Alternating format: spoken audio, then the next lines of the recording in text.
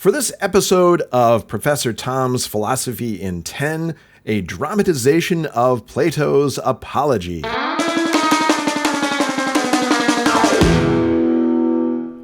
Where? Athens. When?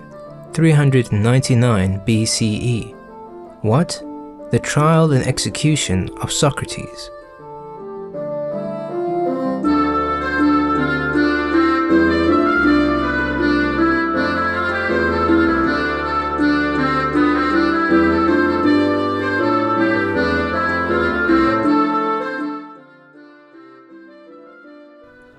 A few days later, having learned nothing about the nature of piety and impiety from Euthyphro, Socrates' trial begins. The jury numbers about 500 people, and there are a tense and vocal crowd. First, the prosecutors present their case. Sadly, we have no record of what they said, but we do have records of Socrates' speech in his defense. Our main source for his defense is Plato's dialogue called the Apology. Socrates' speech to the jury was no apology, however. The Greek title, Apologia Socratois, is more properly translated as Socrates' defense. And what a defense it was! Listen, as Socrates attempts to answer charges that may well result in his execution. The prosecutors have made their speeches, the jury is restless, the water clock has been refilled, and it is time for Socrates to present his defense. Will he beg and cry as most do when charged with a capital crime? Or will he live up to his reputation as a person of high moral character? Silence! Silence! The jurors will be silent. Socrates, you have been accused of denying the gods of our city, inventing new gods, and corrupting the youth of Athens. We will now hear you speak in your defense. O men of Athens! How you have felt, O men of Athens, at hearing the speeches of my accusers. I cannot tell, but I know that their persuasive words almost made me forget who I was. Such was the effect of them, and yet they have hardly spoken a word of truth. But many as their falsehoods were, there was one of them which quite amazed me. I mean when they told you to be upon your guard, and not let yourselves be deceived by the force of my eloquence. How shameless they were in saying this, unless by the force of eloquence they mean the force of truth. For then I do indeed admit that I am eloquent, but in how different a way from theirs. Listen to me. Never mind the manner of my speech, which may or may not be good, but think only of the justice of my cause, and give heed to that. Let the judge decide justly, and the speaker speak truly. For in truth, I do not fear my present accusers, Lycon, Anytus, and Meletus, that good and patriotic man, as he calls himself.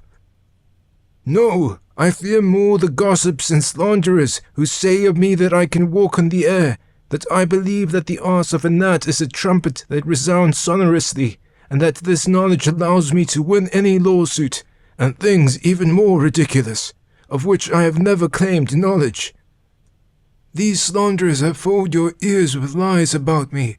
They even say that I am a sophist, who runs a school called the Thinkery, and who takes money to make the worse argument appear the better, and the better argument appear worse. Calumny. But, I tell you, the god of Delphi has given me a task to seek out the wisest people in Athens and learn their wisdom, for my wisdom is small. I only know that I don't know much. Yet, the god of Delphi accounts my meager wisdom to be true wisdom, and in showing this to the great and wise of Athens, I have incurred their anger. But let me now turn to Meletus, that good and patriotic man, who has brought the present charges against me. What does he say? I say that you are a doer of evil and a corrupter of the youth, Socrates. You do not believe in the gods of Athens. Instead, you have created other new divinities of your own. So, Meletus, you say that I am the corrupter of the youth of Athens. Tell me this, Who then is their teacher? Who improves them? You are silent, Meletus. Is this not proof that you have given no thought to the matters at issue in this trial? Speak, my friend. Tell me who teaches the youth virtue. The laws, Socrates, the laws, and the judges who know the laws, the jury, the senators, and the members of the citizen assembly all teach the youth virtue. Only you corrupt them. By the goddess Hera, am I so unfortunate? But no, this I do not believe.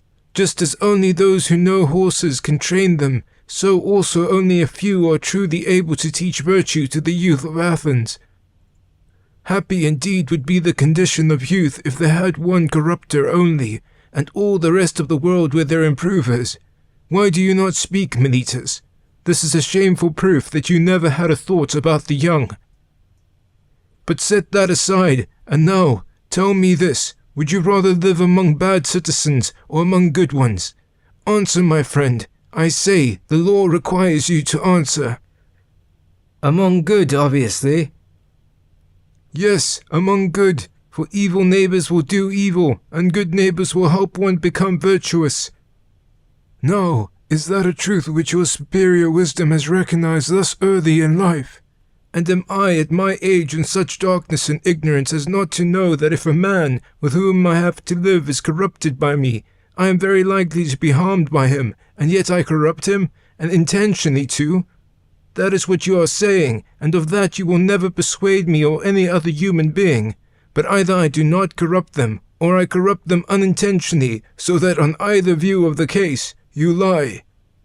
If my offense is unintentional, then the law has no cognizance of unintentional offenses, and you ought to have taken me privately and warned and admonished me, for if I had been better advised, I should have left off doing what I did unintentionally, no doubt I should.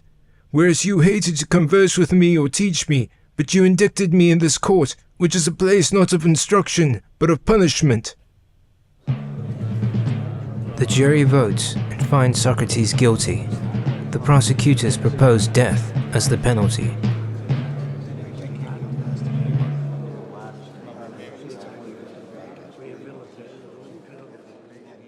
So, my prosecutors have proposed death as the penalty, although I must confess that I am surprised that the vote was so close. So, what should I propose? What penalty would be just for the man who has for his whole life urged you to care for your own souls and for the soul of the city? What could be a more fitting punishment than a reward which I deserve far more than any Olympic victor? The heroes of the Olympic chariot races only give you the appearance of happiness, but I give you the reality. I therefore propose that I, too, receive free meals at the Praetorium, just as they do. You think I am jesting? I am not, but my friends here, Plato, Crito, Critobulus, and Apollodorus, urge me to suggest a fine of 30 minae, which they will pay. The jury votes for death.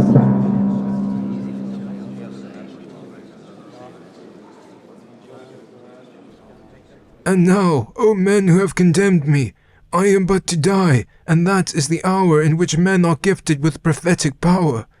I prophesy to you who are my murderers, that immediately after my death, punishment far greater than you have inflicted on me will surely await you. There will be more accusers of you than there are now, accusers whom I have restrained, and as they are younger, they will be more severe with you, and you will be more offended at them. This is the prophecy which I utter before my departure to the judges who have condemned me. And now, my friends, who would have acquitted me, do not sorrow, O my judges, for you I may truly call judges. Know this to be true. No evil can happen to a good man, in this life or in death. He is not neglected by the gods. In truth, death is a great good, for there are only two possibilities. When we die, we cease to exist, and death is like an endless dreamless sleep, or death is a change in the soul, from this world to the Elysian fields and the isles of the blessed. If death is like an endless dreamless sleep, if death is utter unconsciousness, then I say to die is a blessing, for eternity is then only a single night. But if death is a journey of the soul from this world to another, and the chance to discuss justice with the great judges of old, Minos and Rhadamanthus and Aeacus and Triptolemus and other righteous sons of the gods, well, that would be a pilgrimage worth making. I shall have a wonderful time speaking with Palamedes and Ajax the son of Telamon, and other heroes of old who have suffered death through an unjust judgment. What infinite delight would there be in converging with Odysseus or Sisyphus, for in that world they do not put a man to death for this, and besides being happier in that world than in this, they will be immortal if what is said is true. But now the time has come to go away, and you to live, but which of us goes to the better lot is known to none but the gods.